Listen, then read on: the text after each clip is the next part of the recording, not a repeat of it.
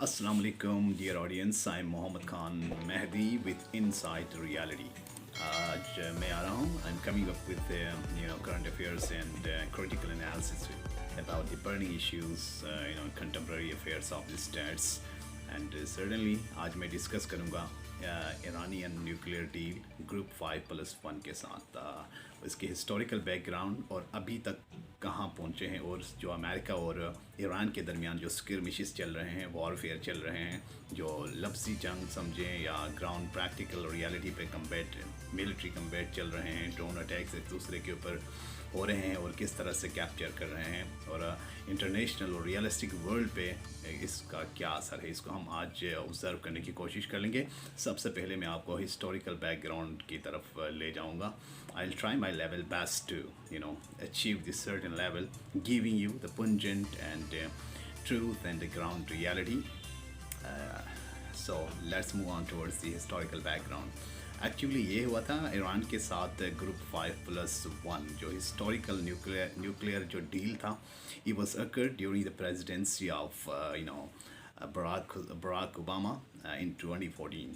इसको realistic world ने, पूरी दुनिया ने सराहा, और इसके तहत ईरान के न्यूक्लियर इनरिचमेंट पे थोड़ी सी पाबंदी लगाई कि वो अपने न्यूक्लियर को सर्टेन अमाउंट तक ले आएंगे, और आईएईए की इंस्पेक्शन के अंडर ईरानियन न्यूक्लियर सेक्टर को उनके हवाले कर दिया, और बदले में ईरान को कुछ रिलीफ्स दी गई उसकी ट्रेड ट्रेडिशंस का, उसकी इकोनॉमिक एस्पेक्ट्स और डिप्लोमेटिक टाइस में थे, और उसकी ऑयल प्रोडक्शन थे, उसकी जो सर्टेन अमाउंट थे उसको थोड़ा सा बढ़ा दिया ताकि उनकी इकोनॉमिक जो डिक्लाइन है वो थोड़ा सा रिलीफ मिल सके.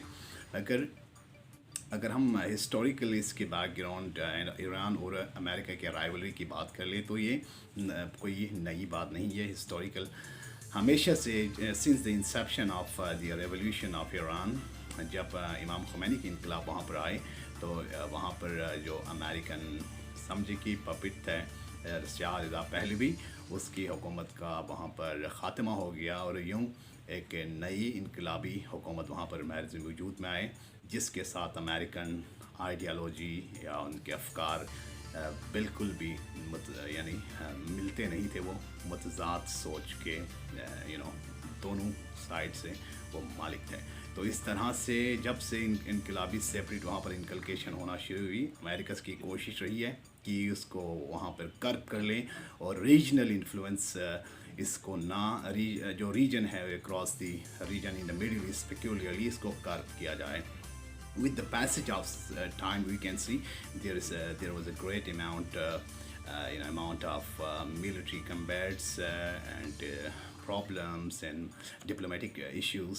Even Iran ने अपने अमेरिकन सफारत खानों को भी वहाँ से फारिग कर दिया, और यूँ ये टाइस और ये डिप्लोमेटिक रिलेशंस बिगड़ता गया और इस स्टेज पर पहुँचे. और अभी जो रिसेंटली 2014 में जो न्यूक्लियर डील हुआ था उसको पूरी दुनिया ने सराहा. यूनाइटेड नेशंस से लेकर रीजनल और डोमेस्टिक जो उनकी लीडरशिप थी, हसन रूहानी ने भी उसको काफ़ी हद तक सराहा था. अगर हम उस न्यूक्लियर डील की बात कर ले तो उसके ये कंडीशंस कुछ ईरान पे आयद कर ली थी कि वो ज़्यादा न्यूक्लियर इनरिचमेंट नहीं कर लेंगे, जो रिस्ट्रिक्टेड अमाउंट जो उनको दी जाएगी उसी पे फॉलो करेगा. और सेकेंडली जो उनकी 2/3 जो सेंट्रीफ्यूजेस हैं एग्जिस्टिंग उसको रिमूव किया जाएगा. जो और नंबर 3 पे इराक जो हैवी इंडस्ट्री थी उनकी, उसका नाम था इराक हैवी इंडस्ट्री, उसको मॉडिफाई करेंगे. And number 5, Iran must put it's nuclear reactor under the supervision of the IAEA international atomic agency के अंदर, जो उनके खुफिया जो सोर्स भी है न्यूक्लियर का वो भी उनके सपोर्ट करेगा. We can see great compliance from Iranian side by the reports of IAEA, reports of European Union, सबके reports आए, compliance हो रहे थे. मगर with the emergence of Donald Trump as a nationalist leader, he was known for his unilateral decision, and जिस तरह से वो कायोटो प्रोटोकॉल से बाहर निकल गए और उसने आइसोलेशनिस्ट एक नारा उन्होंने उसके साथ वहाँ पर आए अमेरिका में, फर्स्ट अमेरिका के साथ।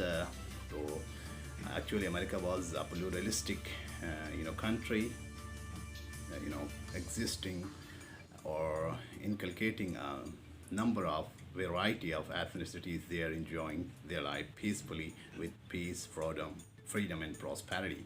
बट डोनाल्ड ट्रंप का ये नारा अमेरिका की डिफेमेशन का सबब बना और हर लिहाज से पूरी वर्ल्ड वाइड से इसकी कंडेमनेशन की स्टेटमेंट्स आना शुरू हो गए। और Iran was accused of enriching is nuclear reactor and the production of its missile systems and he imposed Iranian government with crippling sanctions and with serious warnings and repercussions. तो इस तरह से ईरान को कुछ बेनिफिट्स मिले थे उसमें nuclear 2014 nuclear deals में 100 बिलियन जो उनके डॉलर्स एसेट्स फ्रोज़न जो उनकी दूसरे बैंक में थे वेस्टर्न, उसको रिलीज़ किया गया था। उस पर भी डोनाल्ड ट्रंप ने काफ़ी क्रिटिसाइज़ किया। और इसी के साथ मेरे पास कुछ और फैक्ट्स एंड फिगर्स भी हैं। और जो ईरान के जो आर्म्स एम्बार्गोस वगैरह थे उस पर भी सैंक्शंस थे, उसको भी लिफ्ट अप किया गया था। डोनाल्ड ट्रंप ने आते ही इन तमाम चीज़ों को बहाल कर दिया। Even we can see during the COVID-19 Iran saw a great disaster. Even they were not they had not access to medical equipments and medicines. तो एक ह्यूमैनिटेरियन क्राइसिस देखने को मिले वहाँ पर। अभी रिसेंटली जो वियना में टॉक्स हुई उसमें ये होप किया जा रहा था कि विद द एमर्जेंस ऑफ जो Biden he will be less competitive than his predecessor Donald Trump. But Donald Trump with the evacuation of Donald Trump and since the emergence of Joe Biden, we can see no progress on this specific issue. Rather हमें एक reluctancy नज़र आते हैं वहाँ पर talks के दौरान दोनों के दरमियान, अमेरिका और ईरान के दरमियान एक मिसट्रस्ट गैप, एक ट्रस्ट जो डेफिसिट है वो रहा आखिर तक।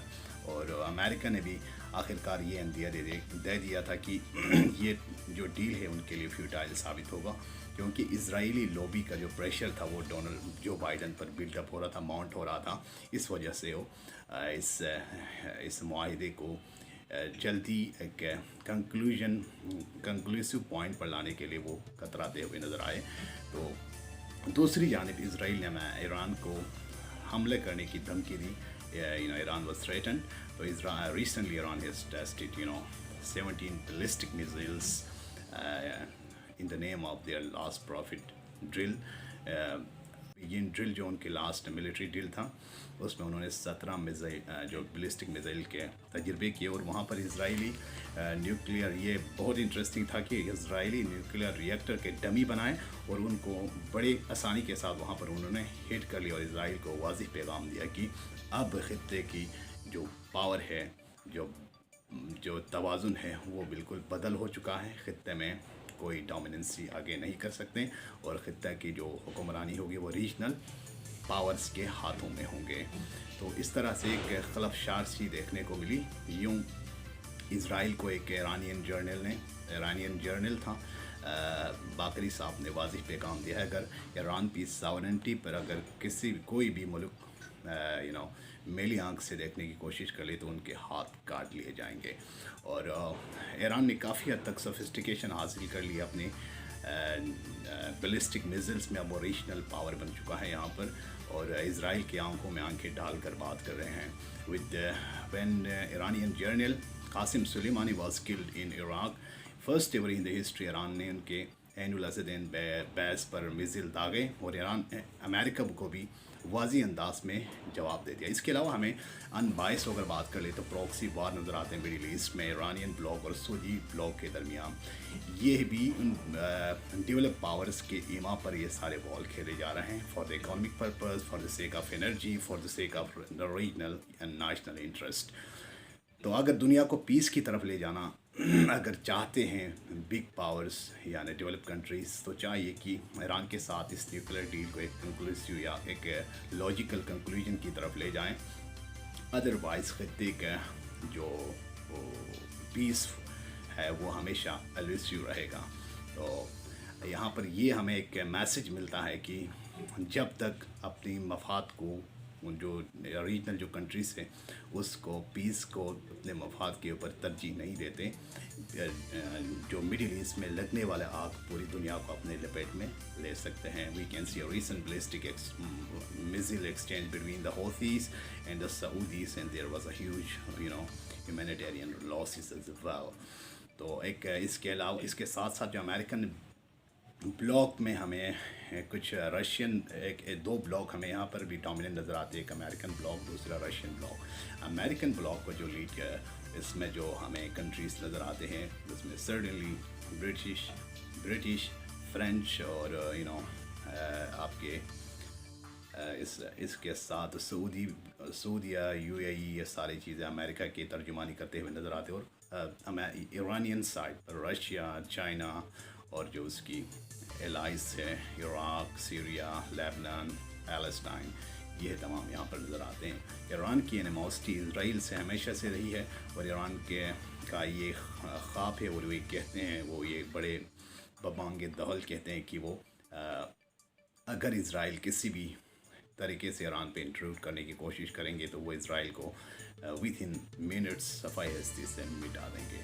तो अमेरिका चाहते हैं कि इसराइल की सॉवरेनिटी पे किसी किस्म की आंच ना आए, इसलिए वो ईरान पर वो प्रेशराइज कर रहे हैं इंटरनेशनल कम्युनिटी के ज़रिए, सैंक्शंस के ज़रिए और डिप्लोमेटिक टाइस को कम्प्लेक्स करवा कर काफ़ी हद तक ईरान के ऊपर प्रेशर बिल्डअप किया, मगर अब तक अमेरिका अपने मकासद हासिल करने में नाकाम नज़र आते हैं। Either the war in Syria और यमन और इराक और Libya, America didn't achieve any sort of complete conquest। आप इसके वाज़ी एग्जांपल एक अफ़गानिस्तान में देख सकते हैं जहाँ पर अमेरिका 2 decades रहने के बावजूद वहाँ से मुँह के वो वहाँ पर से कंप्लीट डिफीट के साथ वापस निकल रहे हैं। तो this is the message for America, Israel and all hegemonic powers to treat the rest of the world with respect, to respect their sovereignty, their stability, and the world has changed।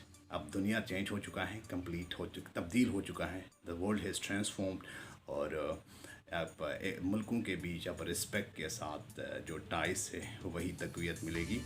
और जब भी कोई मुल्क aggressive होने की कोशिश करते हैं, डोमिनेट करने की कोशिश करते हैं, इससे पूरे रीजन की जो फ़ज़ा है वो ख़राब हो सकते हैं।